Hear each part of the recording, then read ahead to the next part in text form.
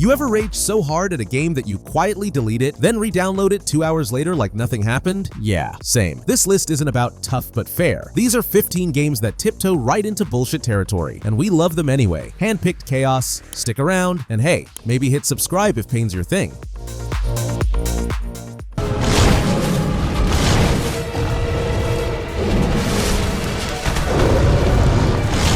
Dark Souls 2. You know how they say, what doesn't kill you makes you stronger? Yeah, Dark Souls 2 heard that and said, cool, let's kill you with a gravity glitch instead. From Software's follow-up to the legendary Dark Souls is like getting jumped by a philosophy major. It's deep, mean, and it holds grudges. Set in the decaying world of Drangleic, everything feels off, like a haunted dream that won't let you wake up. The story's buried in cryptic dialogue and item descriptions, but it's there, full of ancient curses, kings who lost their minds, and a whole lot of sad statues. Combat? Still precise and punishing, but the timing feels weird. Enemies track you like they've got aimbots. Invincibility frames got nerfed. And don't get me started on those hitboxes, they'll gaslight you. But here's the thing.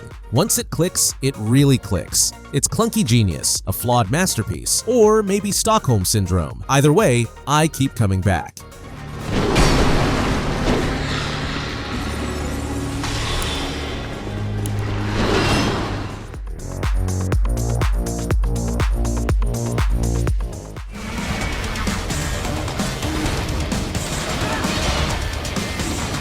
Metal Gear Rising: Revengeance. Metal Gear Rising: Revengeance doesn't ease you in. It rocket kicks you through a wall and expects you to thank it. Developed by Platinum Games, this is what happens when someone injects pure anime energy into a hack and slash and lets it scream about philosophy while you cut helicopters in half. You play as Raiden, half cyborg, all edge, wielding a sword sharp enough to shave atoms. The setting?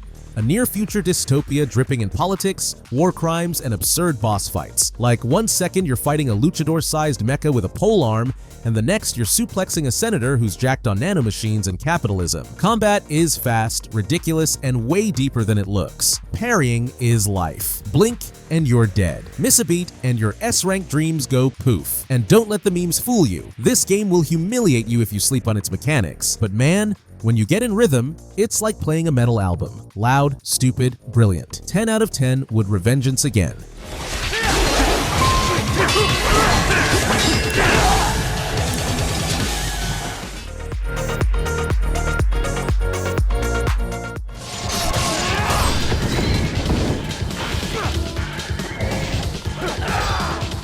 Ninja Gaiden. Ninja Gaiden isn't here to hold your hand. It's here to rip it off and beat you with it. Team Ninja's legendary action/torture device is the kind of game that punishes hesitation, mercy, and joy. You play as Ryu Hayabusa, a stoic ninja with the reflexes of a caffeinated hawk and the wardrobe of a medieval murder machine. The setting flips between mystic temples, cyber cities, and hellish realms. But it doesn't matter where you are, everything wants you dead. The story is classic revenge-fueled nonsense with ancient fiends and dark arts, but let's be honest, you're not here for the plot. You're here to master pain. Combat? Fast, brutal, unforgiving. Miss a dodge? Dead. Blink mid-combo? Dead. Press the wrong button in the wrong direction at the wrong time? Hope you saved recently. Enemies don't fight fair, and neither does the camera. Still, there's a beauty to it. A pure, skill-driven dance where every victory feels earned. Ninja Gaiden doesn't hate you. It just wants to see what you're made of.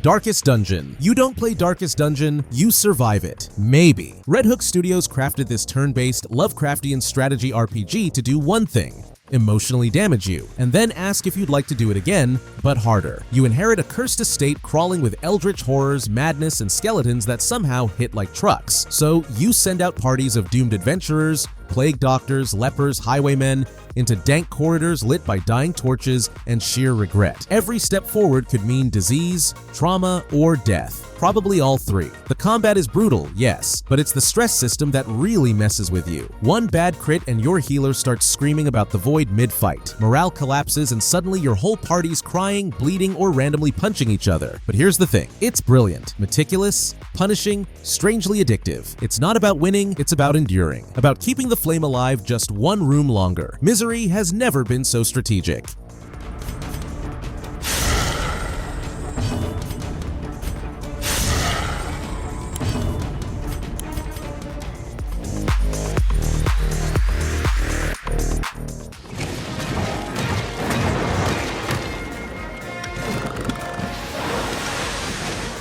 Monster Hunter World. Monster Hunter World doesn't ask if you're ready. It just drops you into a jungle, hands you a 300-pound sword shaped like a tuning fork, and points at a monster the size of your apartment. Developed by Capcom, this game is a beautiful, biome-rich ecosystem where everything wants to stomp you into fertilizer. You're a hunter in the new world, tasked with tracking, studying, and absolutely annihilating creatures that range from elegant dragons to angry rockfish with anger issues. It sounds noble until you realize every study involves a 40-minute boss fight and roughly 12 potions worth of screaming. Combat: deep, surgical, unforgiving. There are 14 weapon types, each with its own absurd learning curve. One's a sword that turns into an axe. Another is a bagpipe that buffs your squad. None of them are easy. Ever whiffed an attack and watched your character commit to it like it's their final will and testament? Yeah. But when you finally slay that beast after an hour-long brawl, covered in bruises and triumph, nothing hits quite like it. Just don't get attached. The next one's already twice your size.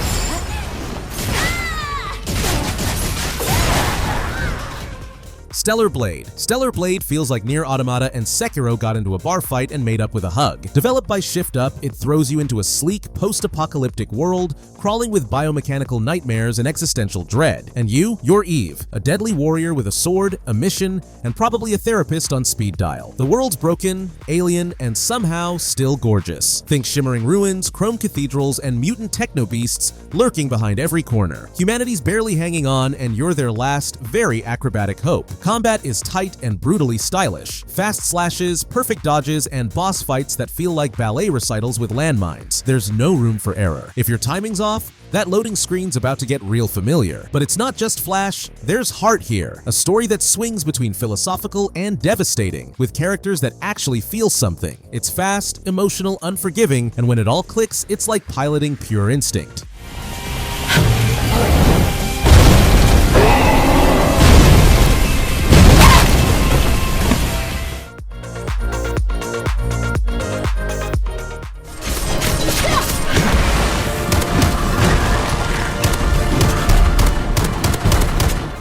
Bright Memory Infinite. This game doesn't walk, it sprints, backflips, and wall runs straight into your face. Developed mostly by a single human being at FYQD Studio. Yes, really. Bright Memory Infinite is a first-person fever dream of bullets, blades, and straight-up weather control. You play as Shelia, elite operative, sword-wielding genius, and probably the coolest person to ever dual-wield a shotgun and katana mid-air. The setting? China, but cyberpunk and absolutely losing its mind. 1 minute you're gunning down soldiers in a futuristic city, next, you're fighting mythological beasts in a thunderstorm while ancient ruins collapse around you. It's like if history, sci-fi, and fantasy got into a drunken brawl and no one won. Combat is wildly fast, guns hit hard, swordplay is crisp, and juggling enemies in the air while lightning rains down never stops being cool. But blink and you're dead. It's short, yes, but dense with intensity. It's messy, it's stylish, it's kind of insane. But man, it's one of the coolest chaos rides you'll ever survive.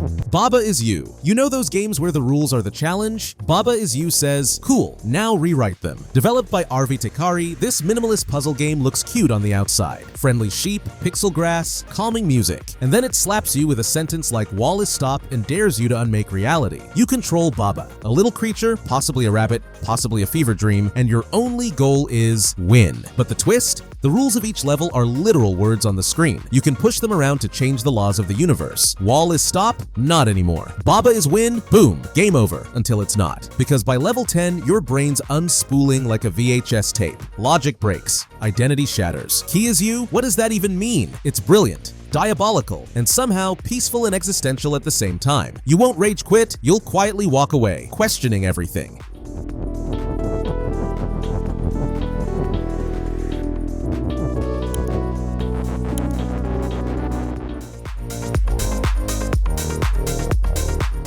Man's metal.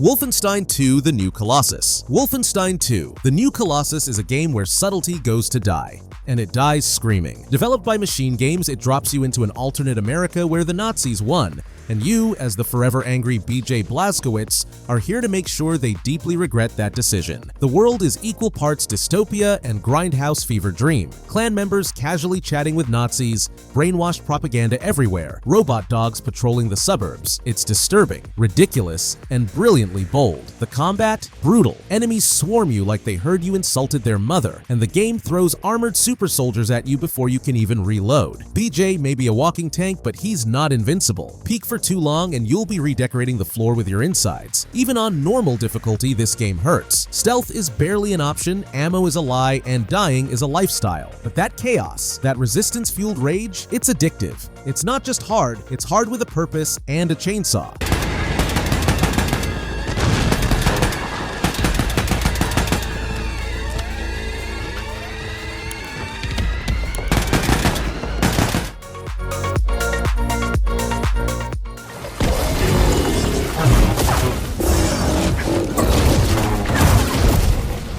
Star Wars Jedi Survivor. Star Wars Jedi Survivor asks a simple question. What if the Force couldn't save you from a perfectly timed parry? Developed by Respawn Entertainment, this sequel drops Cal Kestis back into the galactic meat grinder. Older, tougher, and still just one mistimed roll away from getting absolutely wrecked by a space crab. The galaxy is darker, wilder, and way more dangerous. The Empire's relentless bounty hunters are lurking, and ancient tech is out for blood. One moment you're meditating under twin suns, the next you're getting force choked by some weird frog alien with daddy issues. Combat? Souls-like. Precision is everything. Spam buttons and the game laughs. Parry too early? Dead. Forget to block? Dead. Fight two enemies at once? Dead. But now with style. There's skill trees, lightsaber stances, dual blades, and still that one stormtrooper who'll two-shot you while yelling about rebels. But when you master it, when you earn each victory, it's electrifying. You feel like a true Jedi, just one who dies a lot. Try again.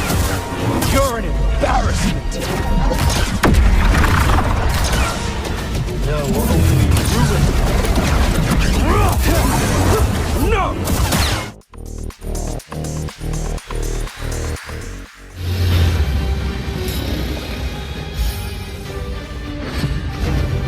Darkest Dungeon 2. Darkest Dungeon 2 is the road trip from hell, literally. Red Hook Studios took the first game's dungeon crawling dread and threw it into a flaming stagecoach barreling toward the apocalypse. Your party? A mix of PTSD-ridden misfits with deep-seated trust issues and a flair for self-sabotage. This time, you're not crawling through rooms. You're crossing a cursed landscape, trying to reach the mountain before madness swallows the world. But surprise? It's not just the monsters trying to kill you, it's each other. If your Plague Doctor and Man-at-Arms hate each other, congrats. Now they'll sabotage healing mid-fight. For fun. Combat still slaps, turn-based, tactical, and savage. But now it's all about relationships. You're managing stress, synergy, and simmering emotional trauma during battle. Because why not? It's less about victory, more about holding it together. And when you finally make it to the end, bloody, broken, but bonded, you'll feel like you earned something, even if that something is just quiet despair.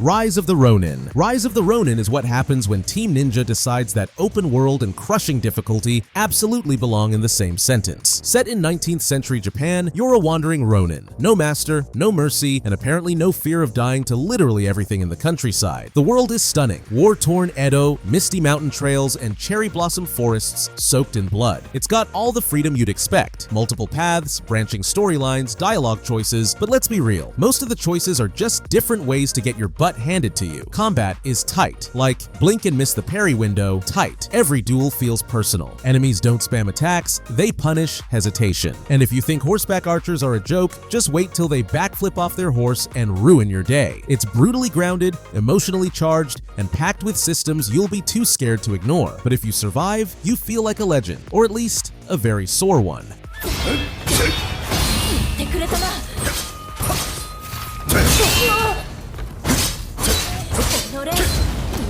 してないようだ。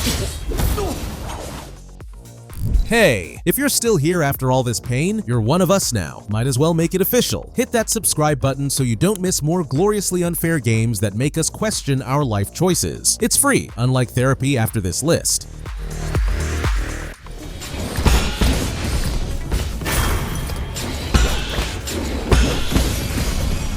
Nine Souls. Nine Souls is what happens when a Kung Fu Scroll, a Bullet Hell, and Sekiro all get jammed into a side-scrolling fever dream. Developed by Red Candle Games, yeah, the detention and devotion folks, so you know it's gonna hurt, this game is a brutal mix of ancient cyberpunk and supernatural violence wrapped in hand-drawn beauty. You play as Yi, a vengeful hero with god-slaying on the to-do list. The world is New Kunlun, a haunting blend of Taoist mysticism and broken tech ruled by corrupted souls who are basically divine tyrants with health bars the size of city blocks. The combat is precision incarnate. Parrying is the name of the game, mistime it, and you're pixelated pulp. You're not just fighting enemies, you're dodging lasers, deflecting missiles, and slicing your way through screen-filling bullet hell chaos like a Zen ninja on caffeine. It's fast, it's deadly, and every victory feels like a spiritual awakening through pure trauma. Stylish Pain never looked this good.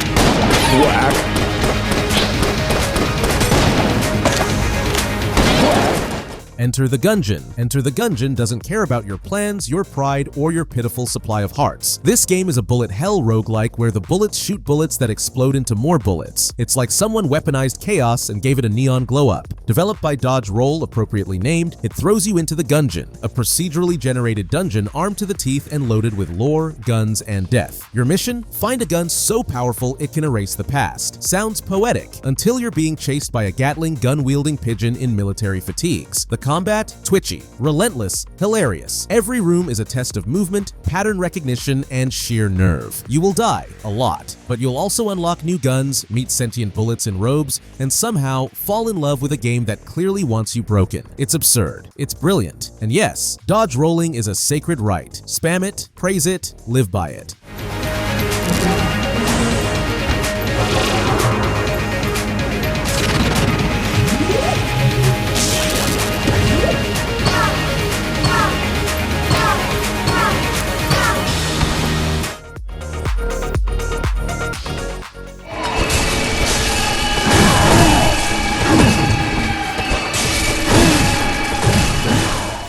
Bloodborne. Bloodborne isn't just a game. It's a fever dream soaked in blood, moonlight, and Victorian trauma. From Software took everything you thought you learned in Dark Souls, lit it on fire, and handed you a saw blade that folds in half like a murder transformer. You're a hunter in Yharnam, a city cursed by a plague of beasts, cosmic horror, and really aggressive grandpas with torches. Gothic architecture looms overhead, eldritch nightmares skitter in the shadows, and somewhere out there is a moon god judging your fashion choices. Combat? Faster, meaner, more aggressive, no shields, no safety. The game dares you to dive into danger, trade blows, and regain health by fighting back. Pairing with a gun is possible, but the timing is tighter than a locked treasure chest at 1 HP. And the bosses? Good luck. They're grotesque, glorious, and likely to live rent-free in your psyche forever. But for all its pain, Bloodborne rewards mastery like nothing else. Every victory feels like exercising a demon, one you earned the hard way. And the deeper you go, the weirder, more cosmic, and unforgettable it becomes. This isn't horror, it's art that hurts.